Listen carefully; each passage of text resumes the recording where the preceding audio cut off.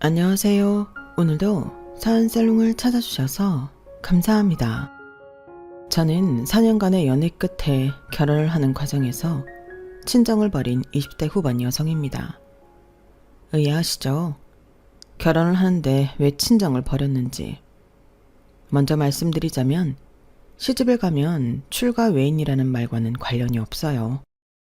간단히 저는 깨달았을 뿐이에요. 이제껏 저는 친정 식구들이 저를 대하는 방식, 태도, 표현을 당연하다고 생각해 왔는데요. 그게 옳지 않고 비정상적이고 부당하다는 것을 결혼을 준비하는 과정에서 깨달았어요. 시댁 식구들 덕분이었어요. 저희 친정 식구들과는 전혀 다르게 저를 대해주는 시댁 식구들 덕분에 저는 용기를 내서 친정을 버릴 수 있었어요. 지금에서 느끼는 거지만 남보다 못한 핏줄이었어요. 여기서 친정 식구들이 저를 어떻게 대했는지, 제가 그들을 어떻게 버렸는지 궁금하시죠? 여러분들은 가훈이나 좌우명이 있으신가요? 없는 분들은 계셔도 아예 생각을 안 해보신 분들은 없을 것 같은데요. 왜 초등학생 때 가훈이나 좌우명을 써서 제출하거나 예쁘게 꾸며 교실에 전시하기도 하잖아요. 아직도 기억이 나요. 가훈이나 좌우명이 없는 친구들이 머리를 쥐어 뜯어가며 가훈이나 좌우명을 만들었던 모습이 말이에요. 그러니 가훈이나 좌우명을 한 번도 경험해보지 않은 사람은 없을 것이란 생각이 들어요. 물론 저희 집은 가훈이나 좌우명 같은 게 있어서 머리를 굴려 만들어낼 필요는 없었어요. 저희 집 가훈은 무실력 행위예요. 거짓없이 성실하게 옳은 일을 행하라는 뜻이죠. 저는 초등학생 때 이미 무실력행을 한자로 쓸 수 있었어요. 무슨 뜻인지 전혀 알지도 못하면서요. 당연히 제가 스스로 외운 것은 아니었어요. 제겐 배우자가 있었죠. 그건 바로 아버지예요. 저희 아버지는 지역 방송국 보도부에서 근무했어요. 뉴스를 취재하고 보도하고 제작하는 것이죠. 언론사에는 특별하게 취급되는 가치가 있다는 것 아시나요? 진실을 전달하고 공정하고 사회적으로 책임감을 가지며 취재와 보도를 함으로써 올바른 정보를 제공하고 여론을 형성하는 것이에요. 간단하게 진실성, 공정성, 사회성이라고 할 수 있을까요? 더군다나 아버지는 당신이 언론사에 근무하고 있다는 것에 큰 책임감과 자부심을 가지고 있어서 이러한 가치들을 누구보다 소중히 여겼죠. 그러다 보니 이 가치들을 쉽게 옳은 것이라고 생각했어요. 그렇지 않은 것을 옳지 않은 것이라고 생각했고요. 그리고 나아가 아버지는 옳은 것에 집요하게 굴었고 세상의 모든 가치를 옳거나 그르거나 둘 중 하나로 판단했어요. 그리고 그런 당신만의 잣대를 저에게 가르쳤죠. 아니, 가르치기보다는 혼을 냈어요. 아주 어릴 때부터요. 제가 기억하는 가장 오랜 기억이 아버지가 저를 혼내는 장면일 정도로 어릴 때부터 옳고 그른 것으로 저를 혼냈죠. 그래서 저는 한글을 다 깨우치기 전에 옳고 그른 것을 나눌 수 있었어요. 물론 아버지의 잣대를 기준으로요. 그리고 아버지와 마찬가지로 저 또한 옳은 것은 정상, 옳지 않은 것은 비정상으로 취급해 옳은 것, 정상적인 것에 집착하게 되었어요. 학창 시절에 제가 할 수 있는 최대의 욕이 정상이 아니야 였을 만큼 확고한 기준이었어요. 저는 이렇게 투철하게 아버지의 영향력 아래서 성장했어요. 하지만 조금 억울하게도 아버지는 저를 그다지 예뻐하지 않았죠. 저에겐 3살 터울의 여동생이 있거든요. 아버지는 저보다 여동생을 더 예뻐했어요. 집에 오니 웬 선물이 있네. 우리 정교회장이 상장을 받아오고. 운영위원장상? 이게 뭐야? 단상에 올라가서 받았어? 네, 상은 운영위원회에서 주는 거예요. 학교 발전에 기여한 학생이 받는 거래요. 그럼 이런 상을 받을 사람은 우리 홍현이밖에 없지. 매년 상장이 끊이질 않네. 저번에 받은 모범상이랑 봉서상, 교내 토크감 대회 금상이랑 또 뭐가 있지? 영어 스피치 대회 은상도 있고. 아빠는 그걸 다 언제 세요? 그래, 맞다. 그걸 다 언제 세고 있어? 아빠는 홍연이 네가 얼마나 자랑스러운지. 세상이 성적이다가 아니야. 너처럼 다방면으로 뛰어난 애들이 성공한다? 어쩜. 아빠가 너한테는 정말 이래라 저래라 한마디도 안 했는데 어떻게 기똥차게 알아서 옳은 방향으로 가는지. 아빠는 네가 내 딸이라서 얼마나 고맙고 기특한지 몰라. 당신은 그렇게 좋아요? 또 친구들 만나서 홍연이 자랑할 거죠? 그럼 당연히 해야지. 걔네들이 나를 얼마나 부러워한다고. 홍연이처럼 똑부러진 애는 처음 본데. 그렇게 키운 비결이 뭐냐고 만날 때마다 물어봐. 그럼 당신은 뭐라고 해요? 비결? 난 한 것 없다고 하지. 내가 홍연이한테 이거 해라 저거 해라 하는 것도 아니고 그렇다고 뭘 하지 말라는 것도 아니잖아. 홍연이가 알아서 잘하는 건데. 아, 그런 말은 했었다. 무슨 말이요? 내가 와이프 하나 기가 막히게 얻은 것처럼 그렇게 딸도 얻어진 거라고 말했지. 당신은 참 나 부끄럽지도 않아요. 사실인걸 뭐. 나는 복받은 남자라니까. 물론 여동생이 아버지가 생각하는 모범적인 학생에 더 가깝긴 했어요.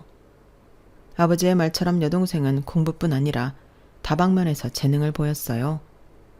글도 잘 썼고 토론도 잘했고 영어도 자신감 있게 했어요. 아까 상장도 많이 받았다고 했죠?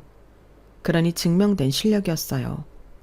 게다가 노래도 잘해서 축제 때 무대에 오르기도 했죠. 그런 무대에 서는 학생들 중 인기 없는 친구들은 드문 거 아시죠? 여동생은 친구들에게도 선생님들 사이에서도 인기가 많았어요. 게다가 여동생이 전교 회장을 하기 전에 동아리 회장을 했거든요.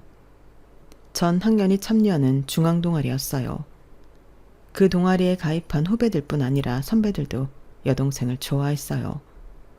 학교에서 여동생을 모르는 사람이 없었어요. 그리고 여동생도 모르는 사람이 없었고요. 그래서 중학생 때, 고등학생 때 비교적 쉽게 전교 회장이 될 수 있었어요. 여동생이 처음으로 전교 회장이 되었을 때 아버지가 얼마나 좋아했는지 몰라요. 엄청나게 비싼 케이크를 사들고 오셨죠. 최고급 소고기도 사오셨고요. 여동생이 갖고 싶어하던 무선 이어폰까지 선물로 주셨어요. 하지만 저는 여동생이 태어나서 한 번도 아버지에게 혼난 적이 없고 달콤한 칭찬만 들으며 아버지의 자랑이 된 데에 제 공이 있다고 생각해요. 제가 여동생보다 3년을 일찍 태어났으니 아버지를 먼저 겪었잖아요. 아주 어린 나이지만 어려도 느낄 건 다 느낀다고요. 저는 이미 여동생이 태어난 시점에 어느 정도 아버지가 싫어하는 것을 알고 있었어요.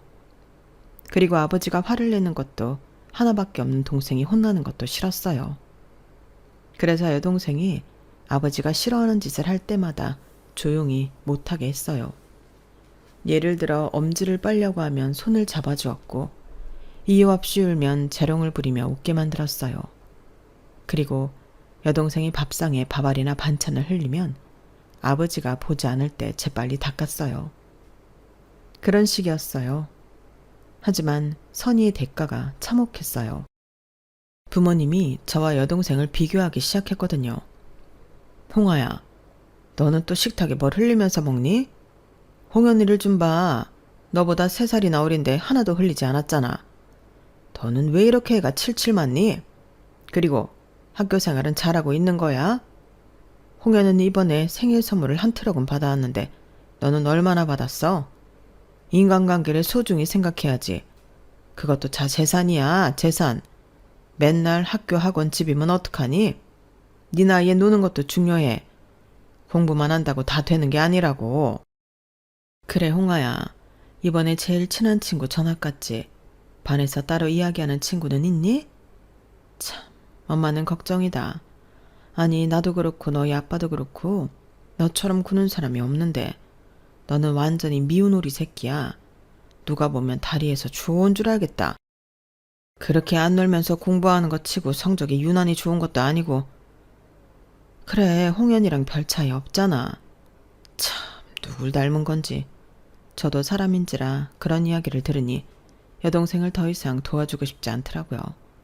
그래서 도와주지 않았어요. 그러자 아버지는 여동생이 하는 실수에 당황했는데 그게 끝이었어요. 저한테 그러는 것처럼 화를 내지 않았죠. 그리고 영악하게도 여동생은 어느 순간부터 실수를 하지 않았어요. 스스로 깨우친 것 같더라고요. 게다가 여동생이 고등학교 1학년 때 폭탄 선언을 했어요. 저 아나운서가 되려고요. 사실 그 전까지 여동생에게 꿈은 없었어요. 매번 진로를 작성하는 날에 부모님의 꿈인 기자를 적었죠. 그런데 돌연 아나운서가 되겠다고 말했어요. 아버지는 여동생의 한마디에 광대를 올리며 얼마나 좋아하던지 전직 아나운서였던 어머니도 마찬가지였고요. 셋이 똘똘 뭉쳐 진로에 대해 이야기하더라고요. 그때 저는 알았어요. 부모님이 말하진 않았지만 딸들에게 바라는 진로가 뭐였는지, 왜 그렇게 뉴스를 틀어놓았는지, 다들 직장을 욕하기 바쁜데 왜 아버지는 방송국 칭찬밖에 안 하는지, 퇴직한 지 10년은 넘었으면서 왜 어머니는 거실에서 공부를 하는지, 그 모든 이유를 그때 알 수 있었어요. 내가 모든 지원을 아끼지 않으마. 그리고 아버지는 여동생에게 적극적인 지원을 하겠다고 했어요. 그래서 아버지는 그해 여동생을 유명한 아나운서 학원에 보냈고, 어머니는 여동생이 체중 관리를 위해 식단에 신경 썼어요. 그리고 더 자주 뉴스를 보았죠. 부모님의 그런 노력 덕분이었을까요? 여동생은 언론정보학과에 합격했어요. 그것도 수시 원서를 넣은 6개의 대학에 모조리 붙었죠. 골라서 대학을 가더니 대학에서 여동생은 날아다녔어요. 동아리를 6개나 가입했더라고요. 무슨 동아리를 그렇게 많이 가입했어? 궁금하고 재밌을 것 같아서. 사실 더 많았는데 추리고 추린 거야. 무슨 동아리 들었는데? 예술 관련 동아리, 환경 관련 동아리, 유기견 보호 동아리, 그리고 방송 동아리도 들었어. 방송 동아리는 할만해? 언니, 나 1학년이잖아. 그런데 벌써 메인 작가다? 블라인드 테스트 했는데 내 원고가 표를 제일 많이 받았거든. 그래? 좋겠네. 1학년이 메인 작가가 된 게 몇 년 만이래. 어디서 글 배웠냐고 물어보더라? 배운 적 없잖아. 그러니까 타고난 건가? 아, 언니는 취업 준비 잘 돼가? 다들 졸업 전에 취직하던데. 원서 얼마나 넣었어? 그냥 뭐. 나중에 아빠한테 손 벌리지 말고 적당한 데 들어가. 어차피 언니는 다 쏘쏘잖아. 그게 무슨 말이야? 언니는 엄청 잘하는 것도 없지만 엄청 못하는 것도 없으니까. 그냥 적당히 눌러붙을 수 있는데 가라고. 저는 여동생의 그 말에 괜히 악에 받쳐서 적당한 데는 다 제치고 대기업에만 원서를 넣었어요. 그리고 그해 서류 심사에서도 합격을 못했죠. 그렇게 2년을 집에서 눈칫밥을 먹었던 것 같아요. 저는 결국 평범한 중소기업의 재무팀으로 취업을 했어요. 그리고 제가 취업하고 2달 뒤 여동생이 아버지가 근무하는 방송국의 신입 아나운서가 되었어요. 직장인이 된 뒤에 여동생도 저도 독립은 따로 하지 않았어요. 여동생은 모르겠지만 저는 애초에 독립을 할 생각이 없었어요. 아직 돈이 없었거든요. 그런데 제가 합격 통보를 받고 어머니는 제가 독립을 해서 집을 나가는 줄 알더라고요. 홍아야, 너 이사 갈 때 책상이랑 그런 거 다 들고 갈 거니? 네? 이사요? 집에서 멀지 않아? 1시간은 버스 타고 가야 할 텐데 출퇴근이 길면 쉽게 지쳐. 저 일단 여기서 다녀볼까 하는데요. 그러니? 엄마랑 아빠는 이제 너희들도 다 컸겠다. 노후 자금을 좀 모아보려고 하는데. 그리고 들어보니까 다 큰 자식들은 집에 살면서 생활비도 주고 그러는 모양이더라고. 드릴게요. 30만 원까지는 드릴 수 있어요. 그래, 그럼 그렇게 할게. 엄마, 홍현이는요? 홍현이? 홍현이는 어쩔 수 없지. 너희 아빠랑 같은 직장이잖니. 같이 출퇴근하면 서로 좋잖아? 그렇게 전 매달 어머니에게 30만 원을 드리고 집에서 지냈고 여동생은 그냥 지냈어요. 처음엔 황당했죠. 같은 자식인데 왜 자꾸 차별 대우를 하지 싶었어요. 하지만 나중에는 차라리 돈을 주고 마음 편히 지내는 게 낫겠다 싶더라고요. 물론 그것도 오래가지 않았어요. 집은 전보다 더 불편해졌거든요. 저희가 다 커서 직장인이 되었을 쯤 어머니는 갱년기가 왔어요. 갱년기가 참 무섭더라고요. 사람이 180도 바뀌었어요. 누구보다 부지런하고 집안 살림을 꼼꼼히 챙기던 어머니가 게을러졌어요. 저는 저희 집에서 싱크대에 설거지거리가 쌓인 걸 그때 처음 봤어요. 그리고 어머니는 저에게 집안일을 다 맡기고 친구들과 골프를 치러 갔어요.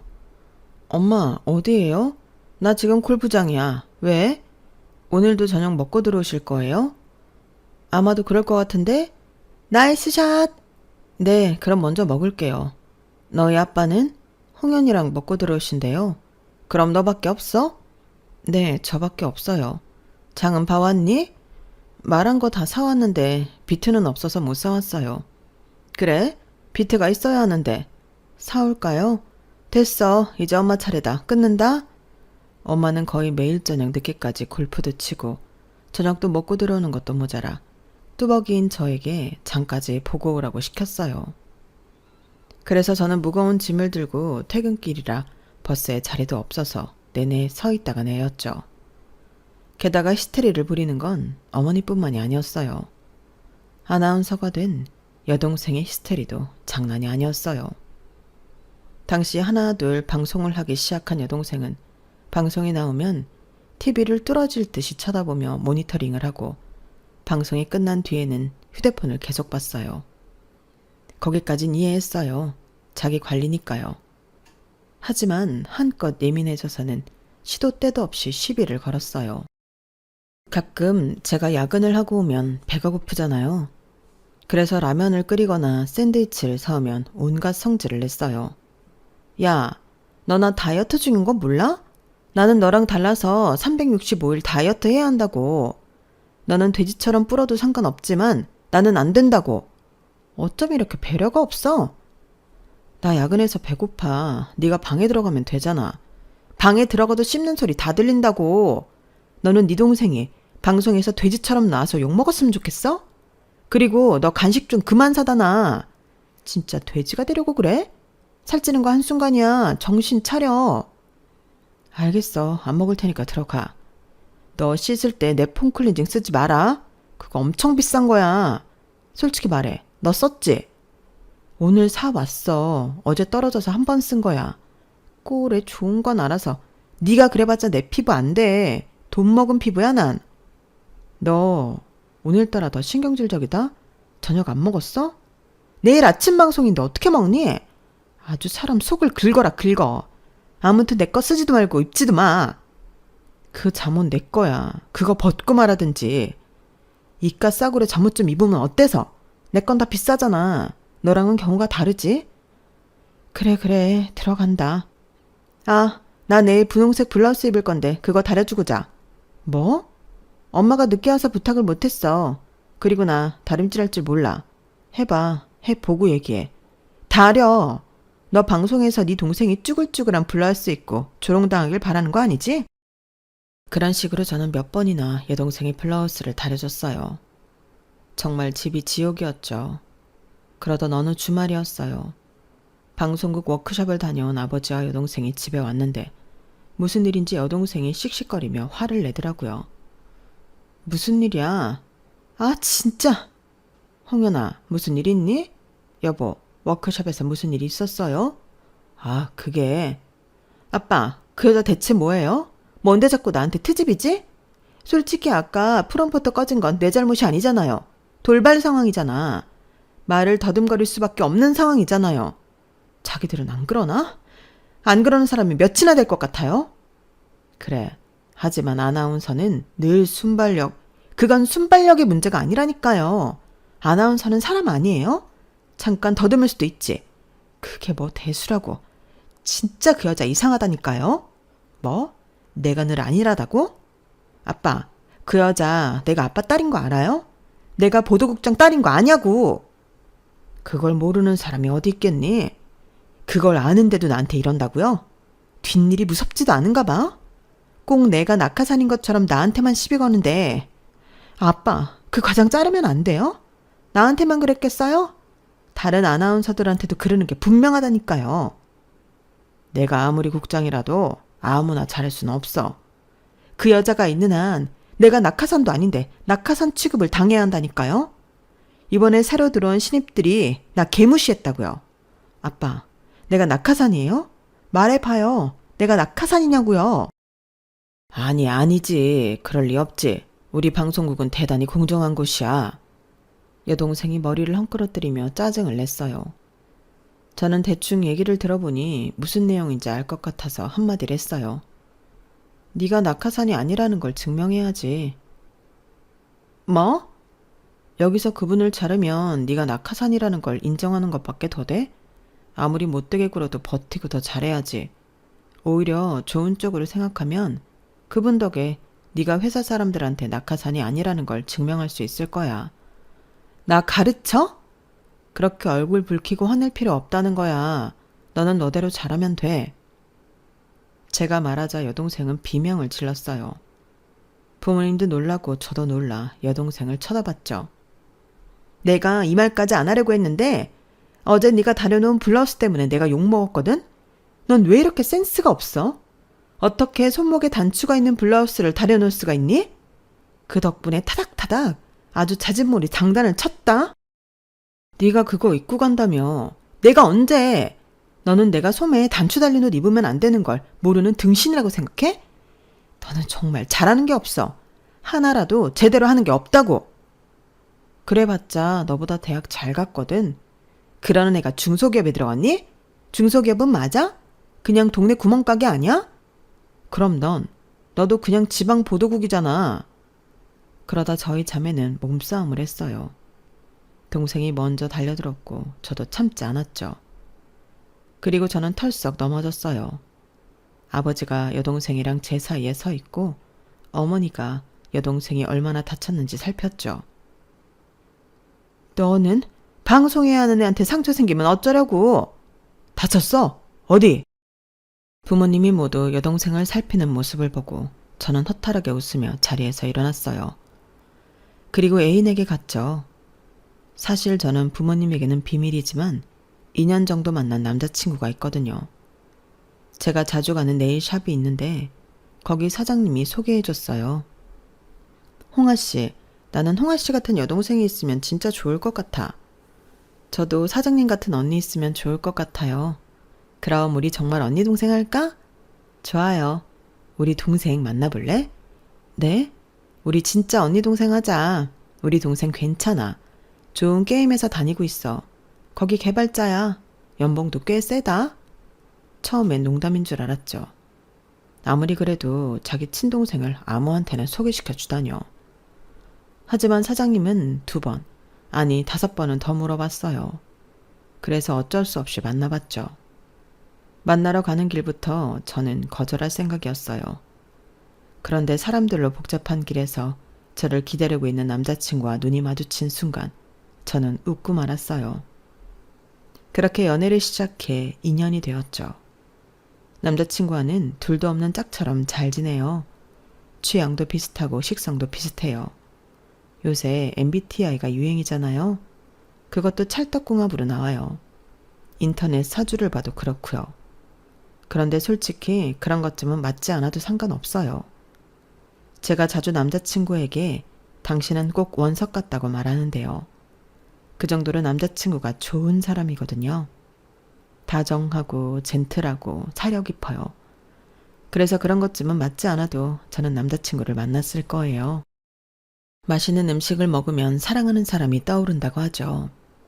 그건 행복할 때 행복을 나누고 싶은 귀한 마음이잖아요. 하지만 슬플 땐 밑바닥으로 떨어지는 기분이 들 땐 오히려 감추고 싶어져요. 저는 그렇더라고요. 오히려 집안 사정에 대해 남자친구에게 절대 말하지 않았어요. 그런데 그날은 힘들더라고요. 남자친구밖에 생각나지 않았어요. 그래서 저는 택시를 타고 남자친구의 집으로 갔고 울면서 문을 두드리는 저를 보고 남자친구가 놀라서 문을 열더라고요. 무슨 일이야? 저는 자초지종을 설명했어요. 억울함에 말도 제대로 나오지 않았죠. 그런데도 남자친구는 제 눈물을 닦아주면서 천천히 제 말을 들었어요. 그러니 저는 복받쳐서 이제껏 부모님에게서 받은 차별과 부당함을 모조리 이야기했어요. 그러자 남자친구는 곰곰이 생각하는 것 같더라고요. 한참이나 말이 없었어요. 저는 괜히 말을 했나 싶었죠. 그런데 남자친구의 입에서 나온 말은 뜻밖이었어요. 그럼 결혼할래? 어떻게? 나 모아둔 돈 있어. 결혼하기엔 이루고 싶은 게 많다며. 일도 그렇고 여행도 좀 더 다니고 싶다며. 그래도 너를 외롭게 만들 수 없잖아. 지금 당장이라도 집에서 벗어나고 싶은 거 아니야? 내가 도와줄게. 도와주고 싶어. 그리고 우리 언젠가는 결혼할 거였잖아. 좀 앞당긴다고 생각하지 뭐. 진심이야? 묻자 남자친구는 진심이라고 말했어요. 많은 돈은 아니야. 그래서 작은 데부터 시작해야 해. 그래도 너는 괜찮겠어? 저는 이 남자는 프로포즈조차 다정하다고 생각했어요. 그리고 제 대답은 예스였어요. 그렇게 저는 진정하고 집으로 들어와 결혼 준비를 시작했어요. 부모님에게는 일절 알리지 않았어요. 같은 집에서 살면서 어떻게 그걸 비밀리에 붙일 수 있는지 의아하시겠지만 저는 첩보 영화의 주인공처럼 절대 들키지 않았어요. 그리고 모든 준비를 끝내고 상견례 날짜를 잡기 위해 남자친구를 집으로 불렀어요. 부모님과 여동생은 뜻밖의 존재에 덜컥 놀랐어요. 이 사람 누구야? 네 형부 될 사람. 형부? 네 남자친구란 말이야? 안녕하세요. 처음 뵙겠습니다. 홍아 남자친구입니다. 아니 인사는 됐고 홍아야 이게 뭐하는 짓이냐? 우리 이제 막 밥 먹었는데 얹히겠다. 그럴 거 없어요. 그냥 언제가 좋으세요? 상견례를 하긴 해야 하잖아요. 아니 너는 통성명도 없이 무슨 상견례야? 지금 장난하냐? 결혼이 장난이야? 여보 일단 진정해요. 홍아야 엄마도 이건 아닌 것 같다. 우린 네가 남자친구가 있다는 것조차 몰랐는데 갑자기 결혼이라니? 그래 이건 너무 경우가 아니잖아. 아니 언제부터 저를 궁금해하셨다고 그래요? 뭐? 오히려 제가 더 당황스러워요. 이제껏 저보다 늘 홍연이었으면서 저는 하나도 궁금해하지 않고 알고 싶지도 않아 했으면서 왜 이제 와서 관심 있는 척 하시냐고요. 너 누가 예의 없게 부모 앞에서 버럭버럭 소리를 질러? 예의요? 어머니랑 아버지가 언제부터 저한테 예의를 차렸어요. 아니 존중을 하셨어요? 어머니 아버지도 안 하시는 존중을 제가 딸이라고 꼭 해야 해요? 그리고 이제껏 했잖아요. 그때 남자친구가 저를 말렸어요. 그리고 남자친구가 대신 사과를 했어요. 홍아가 최근에 부모님께 받은 상처가 있어서 그러는 것 같아요. 일단 너그럽게 생각해 주시고 저에 대해 궁금한 게 있다면 뭐든지 물어봐 주세요. 성실하게 답하겠습니다. 남자친구가 그렇게 얘기하자 아버지는 크흠 헛기침을 하고 꽤나 장인어른답게 물었어요. 나이는 어떻게 되나? 31입니다. 하는 일은? 회사 다니고 있습니다. 무슨 회사지? 그것까지 말해야지. 게임 회사 다닙니다. 개발자로 있습니다. 뭐? 게임 회사? 내가 아는 컴퓨터 게임 회사 말하는 거지? 휴대폰 게임도 만들고 그렇습니다. 야 시총아, 너 제정신이야? 네가 일을 그만뒀으면 남편이라도 제대로 된 사람을 만나야 할 거 아니야. 그런데 뭐? 게임 회사? 고작 이런 놈이랑 결혼하려고 우리한테 반항하는 거냐? 이 사람 회사 큰 회사예요. 투자자들이 얼마나 많다고요. 게임 랭킹에도 들어요. 랭킹에 드는 게 몇 개나 돼요. 만만하게 보지 마세요. 이게? 어디서 눈을 부릅뜨고 덤벼? 뭐? 만만하게 보지 마? 지금 그런 말을 할 때야? 그럼 연봉이 얼만데? 얼마나 버는데 그렇게 의기양양이야? 아버지는 왜 그런 걸 물어요? 말 못하는 거 보니 얼마 못 버는 모양이지? 그런데 뭐가 그렇게 당당해? 그럼 총각 부모님은 뭐 하시나? 아버지는 가구 배달하시고 어머니는 잘 모릅니다. 제가 10살 때 두 분이 이혼하셔서요. 쭉 아버지 밑에서 컸습니다. 그래, 내가 이럴 줄 알았어. 멀쩡한 집에서 컸는데 게임 같은 별 볼 일 없고 하찮은 거나 만들 리 없지. 부모님이 이혼하셨다고? 네, 이혼하셨습니다. 그래서 어머니에 대해서는 잘 모릅니다. 그래도 부족함 없이 컸습니다. 아버지가 좋은 분이어서요. 사랑을 많이 주셨습니다. 바쁘신 와중에도요. 퍽이나 그랬겠다. 자네가 다른 집이랑 비교를 안 해봐서 그러는데 부모가 완전히 있는 거랑 한쪽만 있는 건 차이가 크거든. 게다가 가구 배달을 해? 그것도 노가다 아닌가? 안 봐도 뻔해. 안 봐도 뻔하다고. 그럼 결혼식 때 어머니는 안 오시는 건가? 아마 그럴 것 같습니다. 이혼한 뒤부터 연락을 한 적이 없어서요. 홍아야, 너 진심이냐? 진심으로 이런 놈한테 시집을 가겠다는 거야? 왜 그러니? 왜 그렇게 딴짓을 하니? 네가 그래도 우리한테 이렇게 큰 실망을 안겨준 적은 없는데 대체 뭐가 널 이렇게 만들었니? 그럼 집은? 너희들 결혼하면 살 집 말이야. 그런 건 다 준비가 된 거야? 월세부터 시작하기로 했어요. 투룸 정도면 충분하죠. 그렇게 알아보는 중이에요. 뭐? 월세? 투룸? 아니, 자네는 우리 귀한 딸 데려가면서 준비 안에 안 되어 있단 말이야?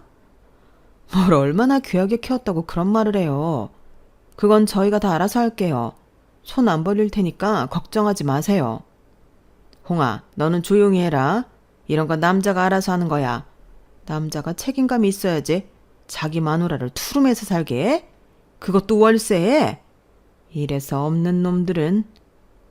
아버지가 혀를 차며 완강하게 등을 돌렸고 어머니는 수심이 가득한 표정을 지었어요. 그리고 여동생은 저희 이야기를 듣고만 있었죠. 그러다가 의미심장하게 물었어요. 언니, 설마 임신한 거 아니지? 임신이라는 단어가 불쑥 튀어나왔고 그 단어에 부모님은 눈을 질끈 감았어요. 표정 보니까 맞는 것 같은데? 아이고, 얌전한 고양이가 부뚜막에 먼저 올라간다더니. 임신 안 했어. 그런데 왜 당황해? 나중에 다 들통날 텐데 그냥 순순히 인정하지. 아니라니까. 홍아야, 진짜니? 엄마 내버려둬요. 어차피 곧 노산인데 그냥 받아줘요. 여동생은 하지도 않은 임신을 기정사실화시켰어요. 부모님이 깊게 한숨을 쉬었죠. 저는 너무 화가 나서 자리에서 벌떡 일어났어요. 그리고 남자친구를 일으켜 남자친구의 손을 잡고 한껏 짜증을 냈어요. 됐어요. 기대를 한 내 잘못이죠. 상견례 날짜는 저희가 알아서 잡을게요. 오실 거면 오시고 말려면 마세요. 그리고 제가 당부드리겠는데 이 사람 이혼 가정에서 자랐지만 충분히 사랑받고 컸어요. 저보다 더 대단한 사랑을 받고 자랐다고요.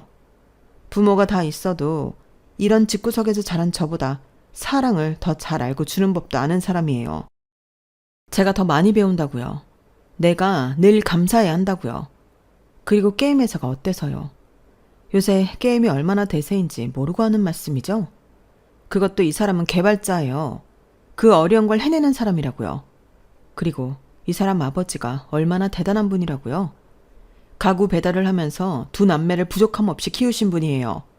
뵐 때마다 느끼는 거지만 이 사람만큼 다정하고 이 사람만큼이나 똑똑하신 분이라고요. 집에 가면 책이 얼마나 많은데요. 그래서 저는 이 사람 아버지 존경해요. 그러니까 함부로 말씀하지 마세요. 홍아, 너 벌써 그 집을 드나들어? 저는 벌떡 일어나 저에게 달려들라고 하는 아버지를 뒤로하고 그 길로 집을 나왔어요. 그리고 상견례 때까지 집에 들어가지 않았죠.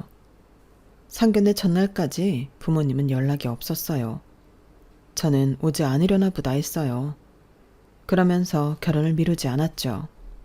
그런데 상견례 당일 오전에 어머니에게 확인 문자가 왔어요. 저는 그나마 다행이라고 생각했어요. 그렇게 저는 상견례를 하게 되었죠. 저희 식구들도 남자친구의 식구들도 모두 한자리에 모였어요. 처음에 무척 어색했어요. 더군다나 저희 부모님이 계속 땅이 꺼져라 한숨을 쉬고 상심한 표정으로 있어서 상견례 분위기는 암울했죠. 사돈어른, 그래도 우리 아들이 부부가 되겠다고 소개하는 자리니 얼마나 좋습니까? 걱정되는 마음은 100번이고 이해합니다. 하지만 저희 가족은 홍아를 이미 가족이라고 생각하고 있어요. 걱정하시는 일은 없을 겁니다. 아무리 그렇게 말씀하셔도 이게 팔려가는 거지 뭡니까? 저희가 홍아를 얼마나 귀하게 키웠다고요. 어떻게 이런 식으로? 그래요. 우리 홍아 어릴 때부터 저희 속썩인 적 없는 맏딸입니다. 성적 우수상을 얼마나 받았는지 아십니까? 학생으로서 그건 엄청난 성과입니다. 그렇게 좋은 대학 나와서 지금은 일 그만두고 다른 걸 하지만 그 회사도 아주 좋은 회사였습니다. 그런데 어쩌다 게임이나 만드는 남자한테 시집을 가겠다고 하는 건지, 게다가 홀아버지 밑에서 자라 가진 것도 없는 남자한테. 저는 지금 이 자리도 꿈 같습니다. 악몽 같습니다.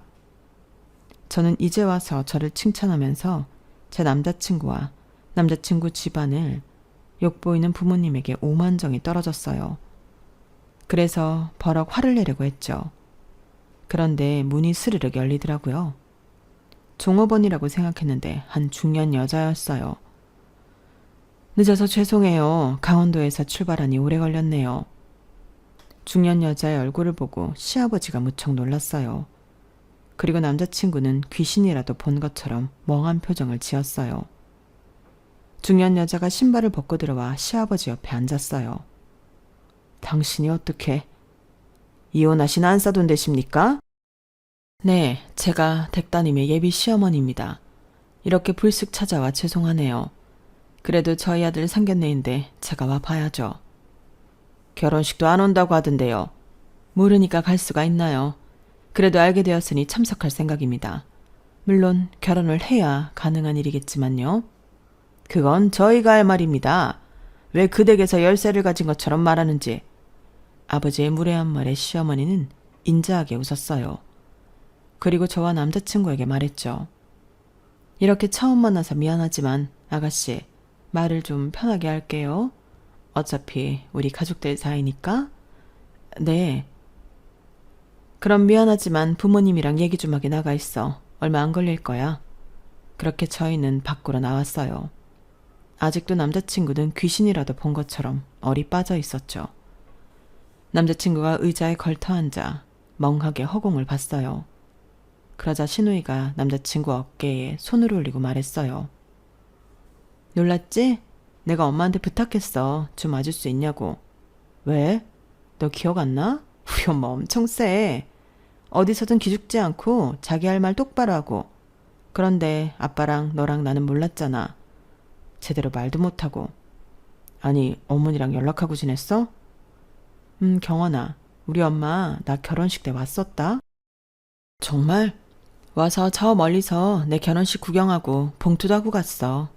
그리고 그 봉투에 명함이 있었지. 처음엔 고민했어. 우리 솔직히 엄마가 우리를 버렸다고 생각했잖아. 나는 그랬거든. 그래서 쉽게 연락을 하지 않았어. 그러다 명절이 왔는데 연락을 하고 싶더라. 그래서 연락을 했어. 엄마가 반갑게 연락을 받아줬어. 그래서 간간히 연락하고 지냈어. 그럼 여기 알려준 것도 누나야? 그렇지. 왜? 이런 일이 있을 것 같았어. 내가 네가 처음으로 홍안에 간 날에 물어봤지? 어땠냐고. 그런데 너 별 대답 안 하면서 침울해 있더라? 그래서 대충 반대하는 건 눈치채고 있었어. 그래서 엄마한테 SOS를 쳤지. 조금 늦는다더니 그래도 일찍 왔네? 신우이가 시계를 보며 말했어요. 저도 자연히 시계를 봤죠. 10분이 지나 있었어요. 그리고 조용했죠. 그래서 저는 문을 열었어요. 그러니 어떤 장면이 펼쳐졌는지 아세요? 저희 부모님이 시어머니를 향해 큰 절을 하고 있는 거예요. 아유, 증조모님 몰라 뵀습니다. 죄송합니다. 이렇게 반성하고 있으니 너무 노여워 마세요. 제발 부탁드립니다. 저한테 빌 것 없어요. 이미 기자한테 정보 주고 오는 길이에요. 아마 다음 주에 기사 날 거예요. 방송국에서 일한다고 하셨죠? 재미있겠네요. 안 그래요? 자기가 한 짓이 보도되어서 만천하에 알려지면 얼굴을 들고 다닐 수가 없겠네요. 증조모님, 부디 생각을 다시 해주세요. 그게 기사가 나면 정말 전 큰일 납니다. 앞으로 방송국에 다니지 못할지도 몰라요. 제가 정년까지 얼마 남지 않았습니다. 꽉 채우고 퇴직하는 걸 평생의 목표로 삼아왔어요. 얼마나 소소합니까? 다른 사람들은 어디까지 오르는 게 목표인데 전 고작 정년을 다 채우는 게 목표인 사람이에요. 그러니 제발 부탁드립니다. 진정하시고 화 푸시고 기사는 제발. 아버지가 거의 울 것 같은 표정으로 시어머니에게 빌고 있었어요. 그리고 어머니도 마찬가지였죠. 하지만 그럼에도 시어머니의 표정은 완강해 보였어요. 무슨 일이에요? 제가 조심스럽게 물었어요. 그러자 시어머니가 인자한 표정을 지으며 별일 아니라고 말하더니 저희 부모님이 무릎을 꿇고 비는 이유를 설명해 줬거든요. 내가 리조트를 하나 운영하고 있거든? 강원도에 있는 아주 유명한 리조트지. 시설의 서비스에 전망까지 뭐 하나 빠지는 게 없는 리조트야. 클레임이 걸리는 경우도 거의 없지. 그런데 얼마 전 클레임이 걸렸어. 우리 직원이 싸가지가 없고 자기 멋대로 한다는 거야. 태도가 엉망이어서 불쾌했다더라고. 나는 그럴 리가 없어서 직원을 통해 확인했지. 그런데 알고 보니 어떤 아저씨가 우리 직원을 희롱하다가 우리 직원이 맞서서 매뉴얼대로 대응하니 화가 나서 클레임을 건 모양이더라고. 제대로 확인하지 않고 직원을 징계했으면 큰일 날 뻔했지. 나는 직원에게 잘못한 게 아니면 당당하게 나한테 보고하라고 했어. 그리고 그 손님을 블랙리스트에 올렸지. 아주 큰 단체인데 더 이상 받지 않기로 했어. 그리고 며칠 뒤에 네 누나한테 네 장인어른 될 사람의 이름을 들었어. 같은 평산 신씨라니 신기했지. 게다가 학렬로 내 5세대 손자더구나? 그렇죠? 아, 네네, 증조모님 맞습니다. 그때 일은 반성하고 또 반성하고 있습니다. 평소에는 그러지 않아요. 그땐 술에 취해서. 그건 법 앞에서나 통하는 변명이에요. 지금 상황에서는 술에 취해 그랬다고 하면 더 질타를 받죠. 아무튼 너희도 알겠지만 엄마 가문 학렬이나 조상을 뜻깊게 생각해. 그래서 내 이름을 말하자마자 지금 이러고들 있는 거다. 내가 협박한 게 아니야. 자기들이 자진해서 무릎을 꿇은 거지. 노염이 풀리실 때까지 이렇게 있겠습니다. 그러니 제발 혼자 계신 저희 어머니는 집성촌에 계속 살 수 있게 해주세요. 대단한 보도국장이라고 했으니 한번 막아보세요. 막으시면 되잖아요. 왜 벌벌 떨지? 이렇게 막은 기사들이 한두 개가 아닐 텐데. 네? 제가 듣기로는 뒷돈도 많이 받았다고 들었는데 기사 좀 막아달라고? 저희 아버지가 말이 없었어요. 그리고 정말 암울한 표정을 지었죠. 그때 여동생이 숟가락을 탁 내려놓았어요. 아빠 됐어요. 그냥 아빠 퇴직하세요. 어차피 정년 몇 년 안 남았어요. 별로 불명예스럽지도 않아요. 저기요 아줌마. 딱 봐도 우리 부모님보다 나이 어려 보이는데 증조모 소리 들으니까 좋아요? 아무리 신씨 가문이 이런 차질구리하는 걸 신두단지 모시듯 하지만 아무리 그래도 자기보다 나이 많은 사람한테 대우받고 싶어요? 고작 이름 때문에? 아까 저희 아빠 블랙리스트에 올렸다고 했죠. 감당할 수 있겠어요? 우리 아빠 보도국장이에요. 상대는 방송국이라고요? 돈도 꽤나 될 텐데. 서운하지 않겠어요? 나는 이름으로 대우받을 생각 없습니다. 우리 집안에는 그런 운명을 믿는 사람이 많아서 내 학렬을 이야기한 것뿐이에요. 그리고 보도국장, 방송국 다 필요 없습니다. 매년 저희 리조트에서 워크숍이니 뭐니 했던 것 같은데 필요 없어요. 어차피 잘 되고 있는 리조트예요. 게다가 나는 호텔도 있고 7번 국도를 따라 펜션도 있죠. 저희 엄마가 돌아가시면 받을 유산도 어마어마합니다. 저희 집안이 빵빵하거든요. 그래서 처음에 이 사람과 결혼하는 걸 반대했지만 아무튼 아가씨, 아까 돈이면 된다는 식으로 말했죠? 내가 정말 더 해볼까요? 돈으로 비비면 누가 이길지 해봐요? 저희 아버지가 여동생도 같이 무릎을 꿇게 하고 빌도록 했어요. 그리고 시어머니는 저를 봤죠. 저와 남자친구를 향해 물었어요. 이제 그만할까? 홍아야 제발 아버지 무릎 아프다. 너희 엄마 허리도 안 좋은데 제발. 저는 고개를 끄덕였어요.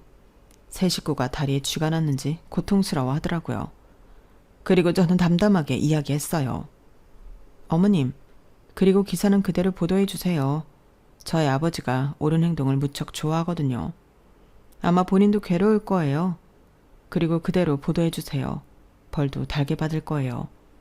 홍아야, 네가 어떻게 우리한테 이러니? 저희 이제 앞으로 우리하지 말죠. 무슨 자기들 필요할 때만 우리 하니까 짜증나네요. 저 이제 이 집 딸 안 할래요. 앞으로 좋아하는 딸이랑 평생 사세요. 그렇게 저는 뒤도 안 돌아보고 시댁 식구들과 상견례 자리를 나왔고 부모님이 없는 상태로 결혼식을 진행했어요. 그리고 다정한 시댁 식구들과 함께 따뜻한 나날을 보내는 중이에요. 시어머니도 가끔 만나 식사를 하든 커피를 마시든 하고요. 가족을 버렸는데 속이 뻥 뚫린 게 아니라 오히려 메워진 느낌이에요. 이게 맞는 건가 싶으면서 씁쓸하기도 하고, 하지만 저에겐 새로운 가족이 생겼으니까요. 핏줄보다 진한 가족이요. 저는 제가 선택한 가족에 최선을 다하려고 해요. 앞으로 좋은 일들만 가득했으면 좋겠어요. 여러분들한테도요. 감사합니다. 여러분, 사연 댓글에 응원과 현명한 조언 부탁드려요. 좋아요와 구독은 저에게 큰 힘이 됩니다. 오늘도 좋은 일 가득하세요.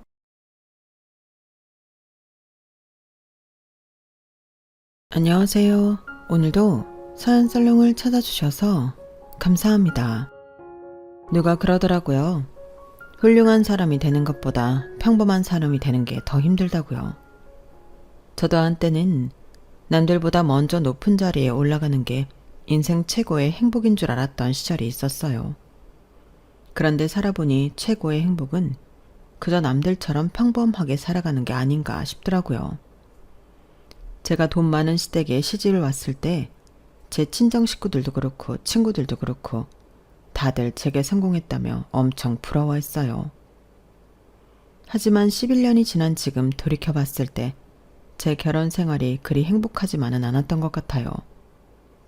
물론 남편과 사이는 좋았지만 워낙 시댁 식구들의 간섭도 심하고 압박이 심해서 결론적으로 힘들었어요.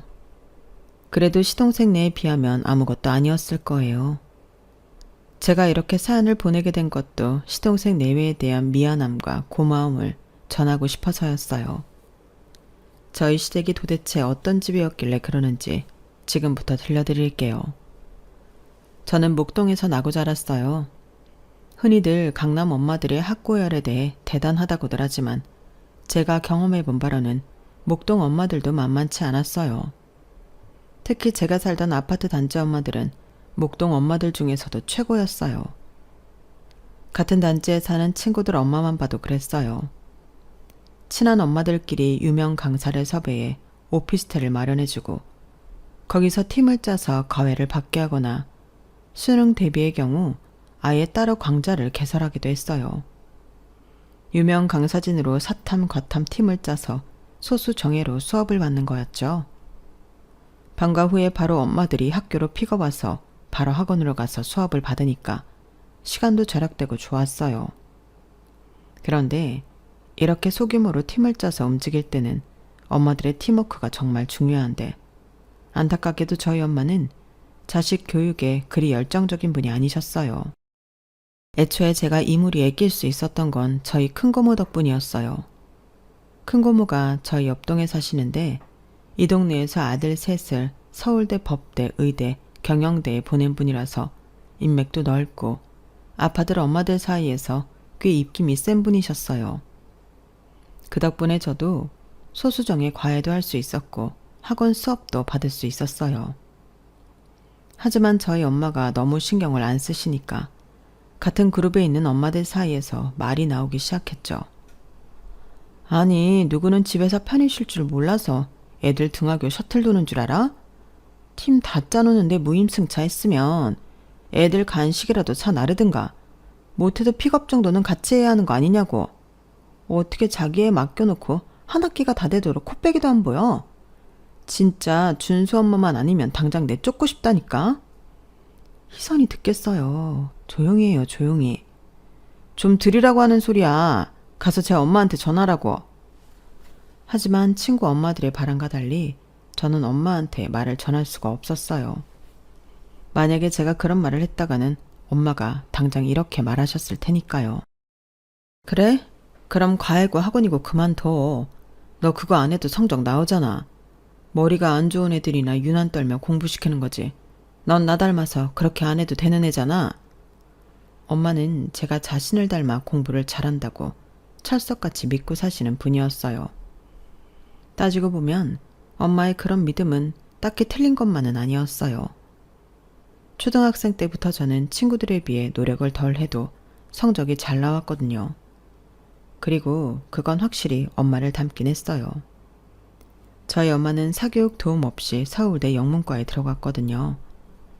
가정 형편이 어려워서 사교육을 받을 상황조차 안 되기도 했지만 워낙 머리가 좋아서 혼자 공부해도 전교 1등을 놓치는 적이 없었대요.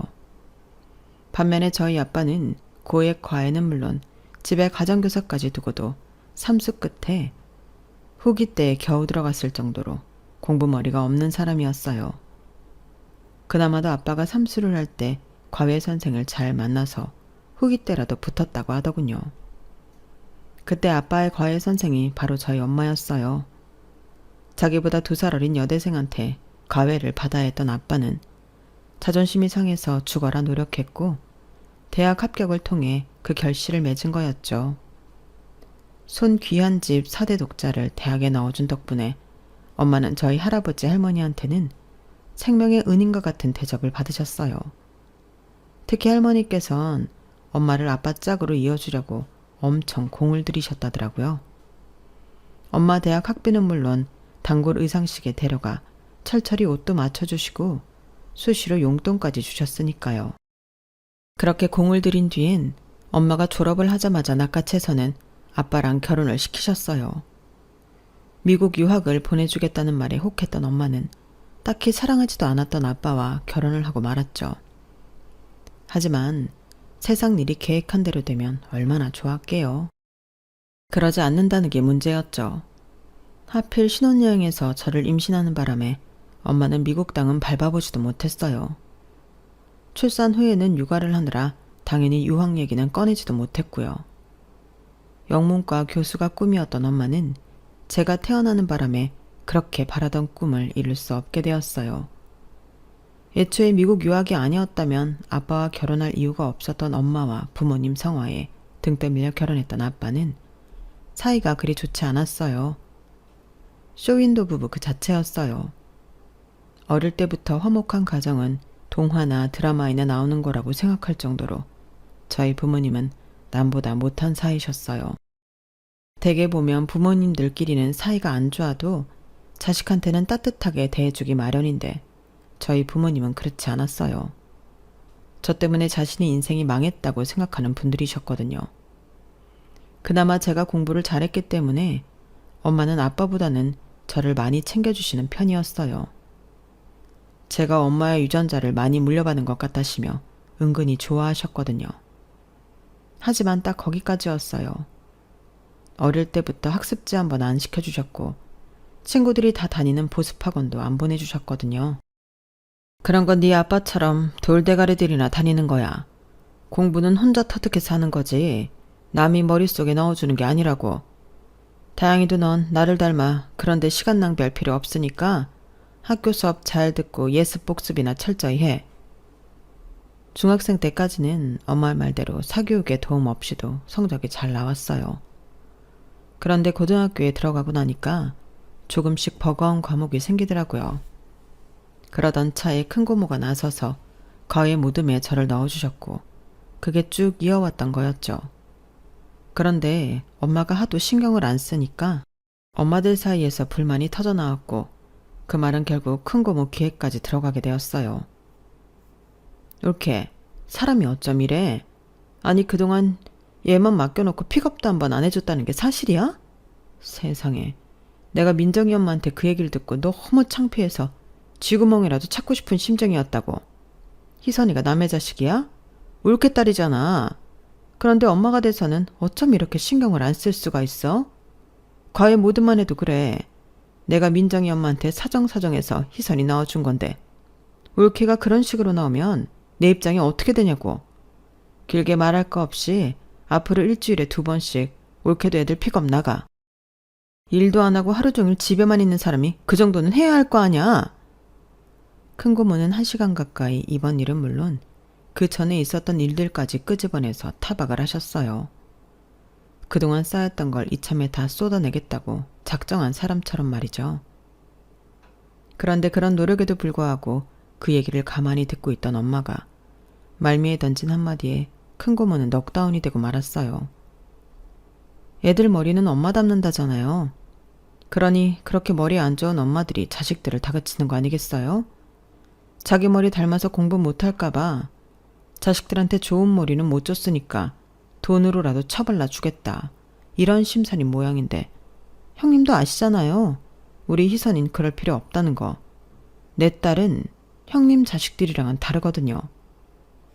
한마디로 너는 돌대가리라서 그렇게 돈으로 자식들 사기오게 열중한 거고 나는 좋은 머리 물려줬기 때문에 그럴 필요가 없다는 얘기였어요.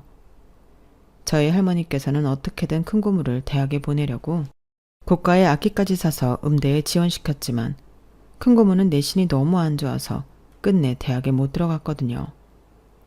그걸 아는 엄마는 고모의 아킬레스건이 어딘지 정확히 알고 있었고 엄마의 예상대로 큰 고모는 거품을 물고 넉다운이 됐어요.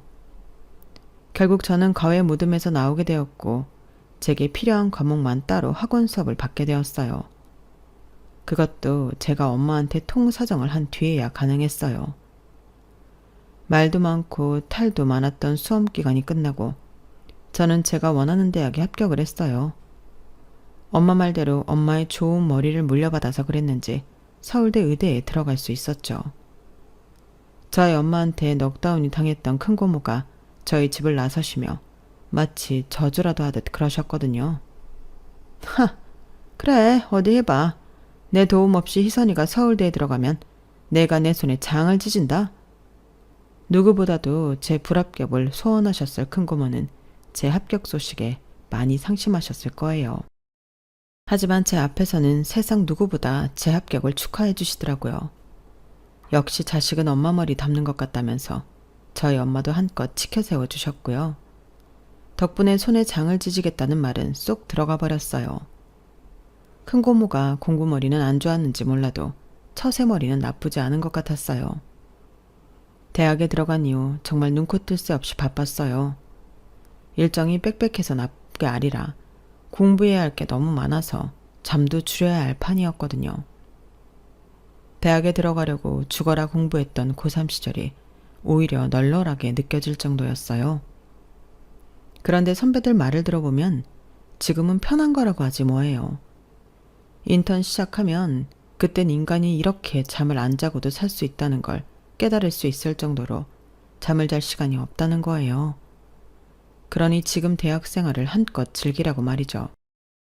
지금도 정신없이 바쁘게 살고 있는데 여기서 대학 생활까지 즐기라니 도대체 선배들은 어떤 사람들이길래 그런 말을 할 수 있는 건지 이해가 안 갔어요.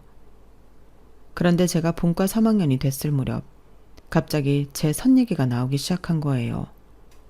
아직 갈 길이 먼 저로서는 도저히 이해가 안 갔어요. 인턴 시작하면 잘 시간도 없다는데 무슨 선을 보라는 건가 하고요.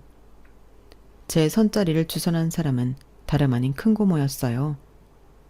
다른 사람도 아니고 큰 고모는 아들이 의대를 다녀서 잘 알 텐데도 제 결혼을 서두른다는 게 좀 서운하기까지 했어요. 이제 믿어볼 사람은 엄마밖에 없다는 생각이 들더군요. 엄마라면 한창 공부할 애한테 무슨 선이냐고 한마디 해줄 거라고 믿었거든요. 그런데 이게 웬걸? 엄마가 더 적극적으로 제게 선자리를 강요하시지 뭐예요. 진짜 배신감이 들 정도였어요. 그런데 거기에는 그럴 만한 이유가 있었더라고요. 희선아, 너 바쁜 거 알지만 큰 고모 말대로 선 봐. 엄마는 너 결혼하면 아빠랑 헤어질 생각이야. 아빠랑도 어느 정도 얘기가 끝난 상황이고 원래는 너 대학 들어가고 헤어지려고 했는데 네 할머니께서 너 결혼하기 전까지는 안 된다고 하셔서 지금까지 기다렸어. 부모님 사이가 안 좋았던 건 하루 이틀이 아니었기 때문에 사실 두 분의 이혼은 그지 놀라울 일은 아니었어요. 다만 제가 황당했던 건 부모님 이혼 때문에 제 결혼을 서둘러야 하는 분위기였어요. 어릴 땐 어리기 때문에 부모님한테 휘둘러 살았다지만 성인이 된 지금까지도 제 인생이 부모님 결정에 휘둘린다는 게 참을 수 없었거든요. 그래서 큰 고모가 주선해 주신 선자리를 몇 번이나 거절했어요. 발표 준비를 해야 한다거나 실습이 있다거나 시험 기간이라거나 할 수 있는 모든 핑계를 대가면서 말이에요. 그러다 더는 구실이 없어진 시점에 끌려나간 선자리에서 지금의 남편을 만나게 되었어요. 남편의 첫인상은 딱히 기억에 남을 만한 모습은 아니었어요. 애초에 파투를 내려고 나갔던 자이였기 때문에 관심조차 없었으니까요. 그렇다고 대놓고 싫은 티를 내면 기껏 주선해주신 큰고모한테 피해가 갈 것 같아서 상대가 먼저 퇴짜를 놓을 정도로만 재수없게 굴기로 했어요. 차를 마시면서 후루룩 소리를 내며 마시고 밥을 먹을 땐 질질 흘리면서 입 벌리고 말을 하고 누가 봐도 싫을 만한 행동을 골라서 해댔죠. 말도 툭툭 덩치면서 나 잘난 척도 하고 말이에요. 이 정도면 상대가 알아서 퇴짜를 놓을 거다 생각하고 집에 돌아왔는데 세상에 남편이 글쎄 제가 마음에 든다고 정식으로 만나보고 싶다고 했다는 거예요. 제가 한 행동들을 아무리 되짚어봐도 정남이 떨어질지만 했지 상대가 마음에 들어할 만한 짓은 하나도 안 했는데 말이죠. 그래서 두 번째 만났을 때 따지듯 물었어요. 내 어디가 마음에 들어서 만나보겠다고 했냐고요. 강희선, 너 나 기억 안 나? 땡땡중학교 1학년 5반 윤건우. 그 말을 듣고 보니 어렴풋이 기억이 나는 것도 같았어요. 하지만 아무리 생각해도 정확한 기억은 안 나더라고요. 이거 서운한걸? 아무리 내가 1학년 2학기 때 유학을 떠났다지만 그래도 한 학기나 한 교실에서 생활했는데 기억도 못하다니. 난 너에 대해 다 기억하는데 말이야.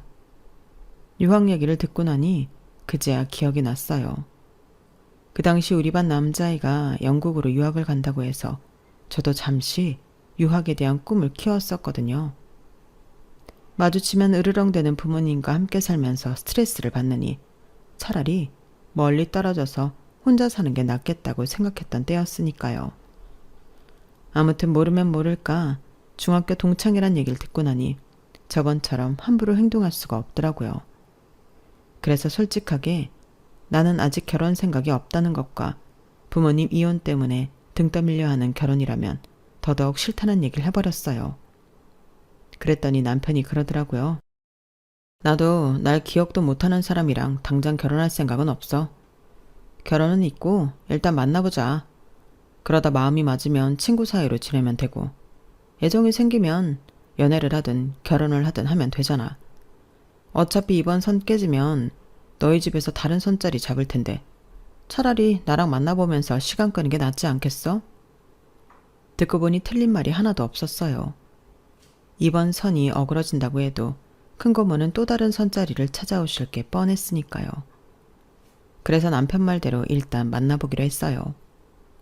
동창이라서 그런지 연애를 한다기보다는 친구를 만나는 기분으로 약속 장소에 나갔고 잘 보이려 하기보다는 친구와 소소한 일상을 나누는 기분으로 대화를 해나갔어요. 그동안 이렇다 할 만한 친구를 사귀어 본 적이 없었기 때문에 이렇게 마음 편히 제 속 이야기를 나누었던 친구도 없었어요. 그래서 남편을 만나면 오히려 힐링을 하는 기분이 들더라고요. 만난 지 3년이 넘었는데도 결혼에 대한 압박도 없고 인턴 기간 중에는 바쁜 저를 위해 모든 걸 제 스케줄에 맞춰줬어요. 시댁에서도 의사 며느리를 바랐던 거기 때문에 인턴을 마칠 때까지 별다른 말 없이 기다려주었어요. 오히려 저희 부모님이 더 닥달을 하셨을 정도예요. 제 결혼식이 끝나야 두 분이 법적으로 헤어질 수 있으니 얼마나 제 결혼이 기다려지겠어요.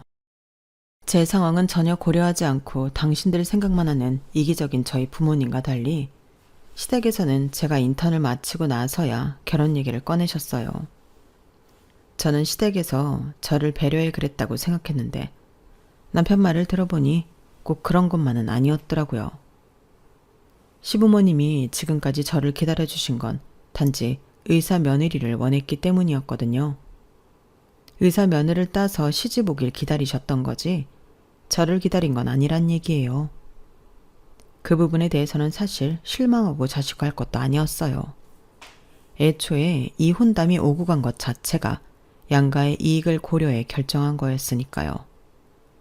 저희 집에서는 재력 있는 집안과 사돈을 맺고 싶어 했고 시댁에서는 사회적으로 내세울 수 있는 맏며느리를 얻고 싶어 했던 거니까요. 그러니 이제 와서 누굴 탓하겠어요. 결혼 얘기가 나오기 시작하고 얼마 안 돼서 바로 상견례 자리가 마련됐어요.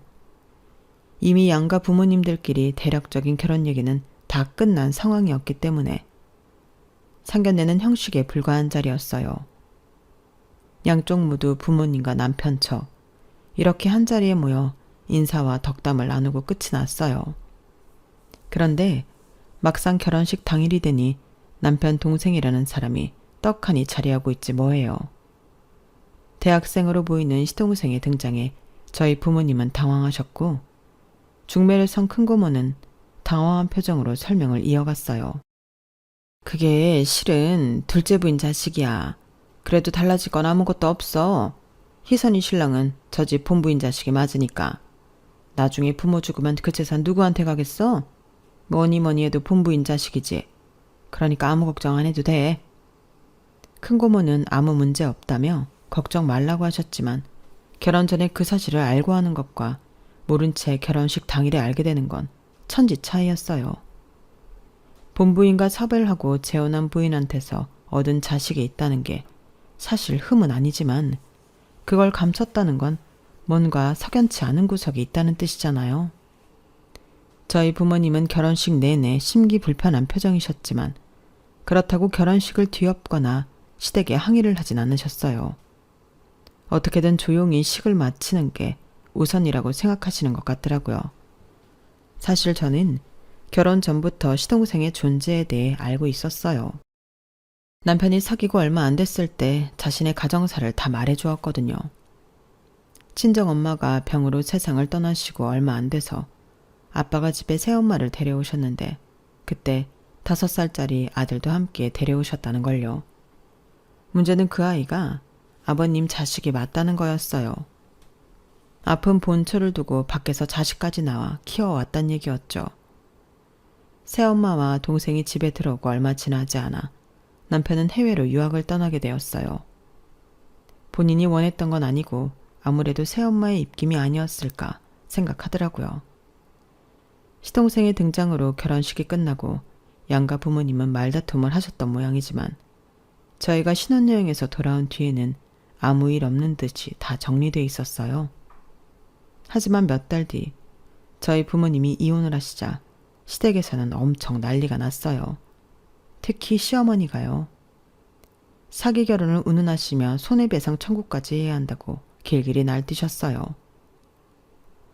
아니, 앞으로 이 회사를 물려받을 장남이 이런 흠 있는 집안이랑 결혼을 했는데 내가 어떻게 가만히 있을 수가 있니? 새아기 너, 네 입으로 말해봐라. 너라면 이혼 과정에 귀한 네 자식을 장가보낼 수 있겠니? 못하겠지? 그냥 평범한 사람도 아니고 1000명이 넘는 직원들 거느린 회사 대표직에 앉을 사람인데 이런 사람한테 똥물을 튀겨도 되느냐고. 사람들이 뒤에서 뭐라고 하겠니? 안 그래도 큰애 사업 실적이 안 좋아서 말들이 많은 판에 저것까지 이 모양이라니 나 원참. 어머님의 말씀을 들어보면 표면적으로는 장남을 끔찍이나 생각하는 것처럼 들릴지도 모르겠지만 자세히 따져보면 오히려 그 반대였어요. 본처 자식인 맏아들한테 흠이 생겼으니 대표 자리를 다른 아들, 즉 자신이 낳은 둘째한테 넘겨야 한다는 취지의 밑밥이었거든요. 제 남편의 실적 문제를 운운했던 것도 제 남편을 무능한 인간으로 보이게 하려는 수작이었어요. 사실 남편이 아버님 회사에서 일하면서 성공시킨 프로젝트가 많았는데도 그건 제쳐두고 딱 한 번 실패했던 것만 문제 삼고 있었으니까요. 그날 이후로도 어머님은 집안 사람들이 모일 때마다 제 친정 부모님의 이혼을 운운하며 제 남편까지 함께 깎아내리기 시작했어요. 자기 아들을 차기 대표로 만들기 위한 빌드업 작업이었죠. 그리고 그 완성은 제 친정보다 더 재력 있고 저보다 더 사회적 지위가 높은 둘째 며느리를 들이는 거였어요. 대학생 신분인 시동생은 이런 모친의 욕망 때문에 시도 때도 없이 선자리에 불려나가야 했어요. 예전에 나를 보는 느낌이라서 괜히 짠하긴 했지만 그렇다고 제가 나설 일은 아니라서 두고 보기만 했어요. 그런데 생각지도 않은 순간에 어머님의 꿈이 아작이 나고 만 거예요. 학교에서 같은 과 동기들과 농구를 하던 시동생이 농구 코트 근처에 세워져 있던 자전거랑 부딪혔는데 하필 다친 부위가 중요 부위라서 병원에 실려가게 된 거예요. 시동생의 사고 소식을 듣고 저희 부부도 병원으로 달려갔는데 가보니 어머님이 아주 사색이 되셨더라고요. 어머님은 저를 보자마자 달려와 제 손을 잡고는 통사정을 하셨어요. 얘 큰애야. 네가 의사 좀 만나봐라. 의사 말로는 심한 경우 무정자증이 될 수도 있다는데 이게 무슨 마른 하늘의 날벼락이니? 너도 의사니까 잘 알 거 아니니? 네가 가서 어떻게 좀 손 좀 써봐. 우리 아들 고자 안 되게 네가 좀 도와달라고. 우리가 의사 며느리를 들인 이유가 뭐냐? 이럴 때 힘 좀 쓰라고 그런 거 아니야. 어서 가서 좀 잘 좀 알아봐. 어서. 어머님은 악을 쓰며 울음을 터뜨리셨어요. 어머님께 등 떠밀려 담당 의사를 만나봤더니 최악의 경우 무정자증이 될 수도 있지만 아직은 상태를 지켜봐야 하는 상황이라고 하더군요. 그 정도 말로는 어머님을 진정시킬 수가 없었어요. 어머님은 마치 자기 아들이 무정자증 판정을 받은 것처럼 겁에 질려 있었거든요. 얼마 뒤 시동생은 퇴원을 하게 됐고 우려했던 결과가 현실이 되어버렸어요. 여러 번의 검사에도 불구하고 똑같은 결과가 나왔거든요. 어머님은 진단 결과를 들으시고는 그대로 기절을 하셨어요. 그날 밤 본가로 불려갔던 남편이 집에 돌아와 그러더군요. 어린 놈이 참, 왜 수술도 불가능하대? 그렇다나 봐. 자식, 하필 다쳐도 거길 다쳐서는. 시동생의 무정자증 판정으로 인해 시댁 분위기는 많이 변했어요. 일단 시동생을 그렇게 괴롭히던 선자리는 순식간에 사라져버렸고 제 친정 문제를 운운하며 저희 남편을 깎아내리던 어머님의 말들도 싹 사라져버렸거든요. 하지만 그때까지도 어머님은 자신의 아들을 차기 대표 자리에 앉히겠다는 꿈을 버리지 않으셨는데 몇 년 뒤 시동생이 그 꿈을 아주 개박살을 내버렸지 뭐예요. 다름 아닌 결혼으로 말이죠. 대학을 졸업하고 아버님 회사에 들어온 지 1년도 안 돼서 느닷없이 결혼을 하겠다고 나선 거예요. 문제는 그 상대가 같은 부서 여직원으로 시동생보다 2살 연상의 고졸 계약직이라는 거였어요. 어머님은 무정자증인 아들을 내놓으라는 집안 딸과 이어줄 수 없다는 건 알았어도 이 정도로 눈에 안 차는 신부감을 데려올 줄은 몰랐던 거죠. 그런 탓에 어머님은 머리를 싸매고 들어 누웠어요. 당신이 죽기 전엔 이 결혼은 절대로 안 된다고 못을 박으셨죠. 하지만 평소 말 잘 듣던 시동생이 이번엔 웬일인지 고집을 부리더라고요. 엄마가 허락 안 해도 나 이 여자랑 결혼해요. 어차피 나 같은 놈한테 딸 주겠다는 집안도 없잖아요. 엄마가 원하는 며느리 죽었다 깨어나도 못 얻는다고요. 그러니까 포기하세요. 내 결혼 반대하시면 평생 혼자 살 테니까 그런 줄 아시라고요. 곱상하게 엄마 말 잘 듣는 도련님인 줄 알았더니 서슬퍼런 어머님을 한 번에 이겨먹는 시동생을 보니 대단하다 싶으면서도 한편으로 나는 그동안 왜 그러지 못했나 후회스럽더라고요. 결혼해서 이날 이때까지 저는 부모님 이혼에 트집 잡혀서 제 목소리 한번 못 내고 살았거든요. 게다가 아들을 기대하시는 시부모님 바람과 달리 딸을 출산하는 바람에 맏며느리 노릇도 못한다고 얼마나 욕을 먹고 사는데요. 그래서 더 시동생의 결혼이 통쾌하게 느껴졌는지도 모르겠네요. 새로 들어온 동서를 볼 때마다 어머님이 제게 하셨던 말을 떠올렸거든요. 맏며느리는 망했지만 둘째만큼은 어느 집안에도 빠지지 않는 애를 드릴 거다. 우리 상우 결혼만큼은 내가 제대로 치러줄 거라고. 그렇게 호언장담을 하시더니 저보다 눈에 안 차는 며느리를 드리게 생겼으니 얼마나 통쾌하고 신이 나요. 물론 시동생이나 동서가 마음에 안 들어서 그러는 건 아니에요. 어디까지나 두 사람한테 악감정은 없으니까요. 그런데 동서가 시집 오고 몇 달 지나지 않은 어느 날이었어요. 동서가 제가 일하는 산부인과에 찾아왔더라고요. 동서가 여긴 웬일이야? 어디 아파? 형님, 저 검사 좀 받고 싶어요. 테스터로는 임신이라고 나오는데 확실하게 알고 싶어서요. 그때까지만 해도 테스터가 잘못됐을 거라고 생각해서 작은 희망에도 저를 찾아온 동서가 불쌍하게 느껴졌어요. 그런데 동서, 임신이야. 아니 어떻게 이럴 수가 있지? 내 손으로 직접 확인한 임신 결과에 머리가 복잡해졌어요. 얌전한 고양이 같은 동서가 설마 시동생 모르게 밖에서 남자를 만나고 다닌 건 아닌지, 아니면 기적이 일어나 무정자증이던 시동생이 정자를 배출하게 된 건지 오만 가지 생각이 뒤엉켜버렸거든요. 제가 멍한 표정으로 마른 침만 삼키고 있었더니 동서가 그러는 거예요. 형님, 시댁의 비밀이에요. 제발 부탁 좀 드려요. 커다란 눈망울로 저를 바라보면서 부탁을 하는 동서를 보니 저도 안 된다는 말은 못하겠더라고요. 제가 이 집안의 며느리이기 전에 저는 의사이기도 했으니까요. 환자 상태는 절대 함부로 외부에 떠들어서는 안 된다는 직업 윤리 때문이었어요. 그렇게 동서가 돌아가고 저는 고민에 빠졌어요.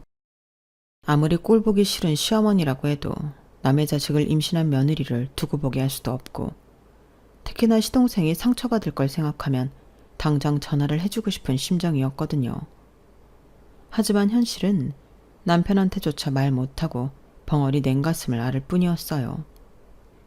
다행이라고 해야 할지 불행이라고 해야 할지, 동서는 마른 체형이라 그런지 5개월 차를 넘어서는데도 조금도 티가 나지 않았어요. 그런데 그 무렵 시동생이 또다시 폭탄 선언을 해버린 거예요. 부산지사에 내려가겠다고 말이죠. 당연히 어머님은 극구 말리셨죠.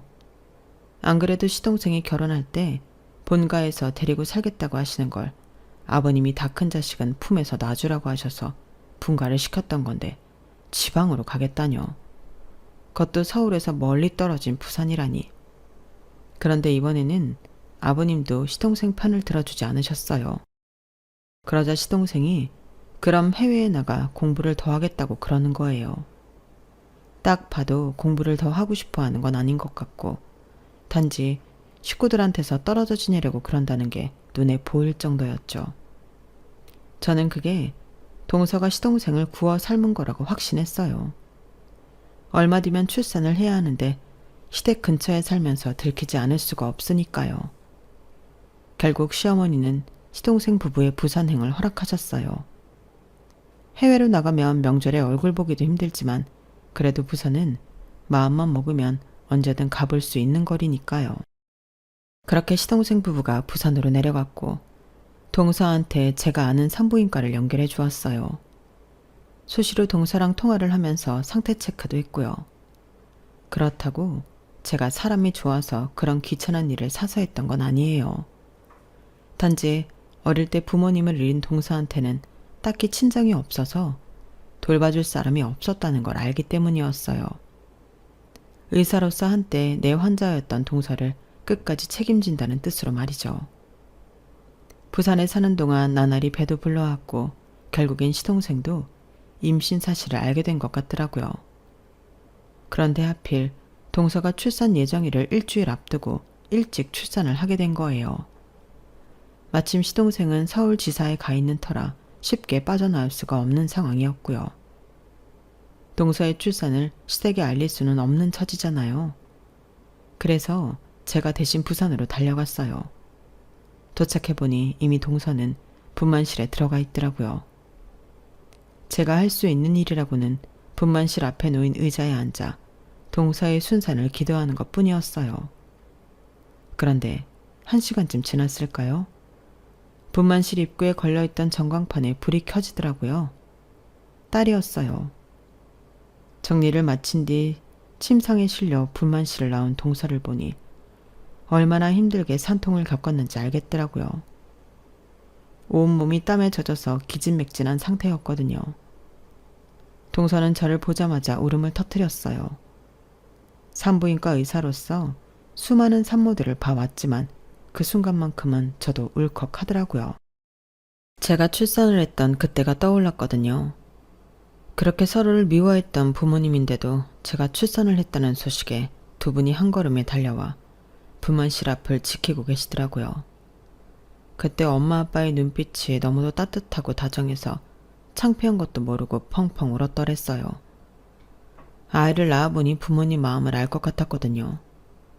세상에 자기 자식한테 사랑이 없는 부모는 없다는 것도 말이죠.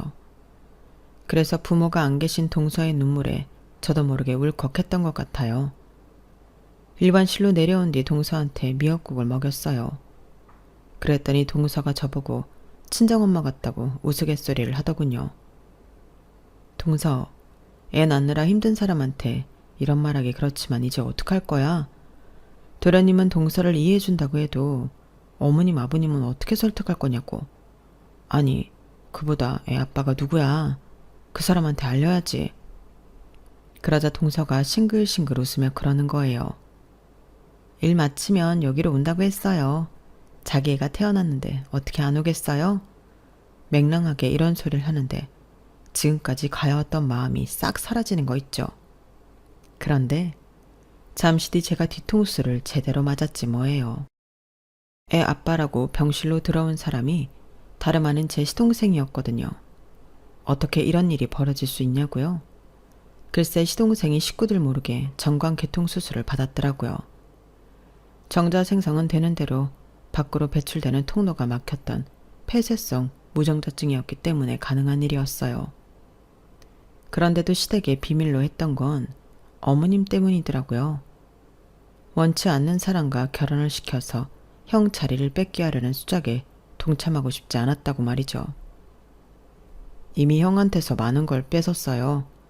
제가 부모님 사랑받으며 행복하게 살 때 형은 아무도 없는 외국에서 기숙사 생활을 했잖아요. 제가 받아야 할 사랑은 원래 형 몫인데 말이죠.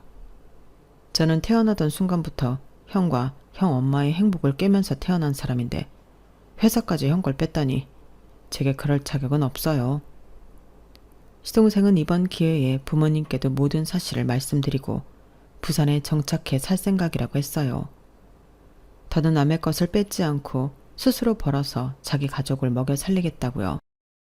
부모가 돼보니 더는 창피하게 살면 안 되겠더라고요. 내 아이가 보고 배우면 어떡해요. 아이 앞에 떳떳한 부모가 되겠다는 시동생을 보니 이제야말로 진짜 어른처럼 보이더라고요. 몇 개월 뒤 시동생 부부는 아이를 데리고 시댁을 찾았어요. 시어머니는 눈을 까디집고 당장 이혼하라고 난리를 피웠지만 아버님이 딱 한마디로 정리해 주시더라고요. 그래, 가장이 돼서 그 정도 기백은 있어야 내 식구들 굶기지 않지. 하지만 퇴사는 안 된다. 너는 가장이기 이전에 내 아들이야. 나도 내 새끼가 밖에서 힘들게 사는 건 못 본다. 회사는 처음부터 네 형한테 줄 생각이었으니 괜한 걱정 말고 너는 형 도와서 형 밑에서 일해봐. 그리고 작은 애야, 수고했다. 동서를 온전히 가족으로 받아들인 아버님 결정은 결국 어머님 고집도 꺾게 만들었어요. 덕분에 저는 집안에서 어깨에 힘 좀 주고 살게 되었고요. 이제는 저를 친정엄마처럼 따르는 동서랑 저를 인생의 은인처럼 받드는 시동생 때문에 집안에서 파워가 강해졌거든요. 사람 사는 곳엔 별의별 일이 다 있다지만 어쩌면 그래서 우리 인생이 더 끈끈하게 인연을 맺게 되는 건지도 모르겠네요. 아마도 이런 게 인생의 참맛이겠죠. 지금까지 제 사연을 들어주셔서 감사합니다. 여러분들 모두 행복한 하루 보내세요. 여러분, 사연 댓글에 응원과 현명한 조언 부탁드려요. 좋아요와 구독은 저에게 큰 힘이 됩니다. 오늘도 좋은 일 가득하세요.